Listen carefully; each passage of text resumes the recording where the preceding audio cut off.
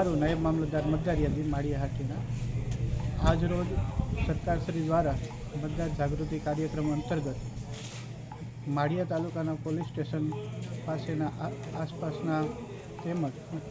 દરેક લોકો મતદાન કેવી રીતે કરવું તેનાથી માહિતગાર થાય તે અંતર્ગત જાગૃતિ અંગેનો એક કાર્યક્રમ તેમજ પ્રતિજ્ઞા લેવડાવવામાં આવી.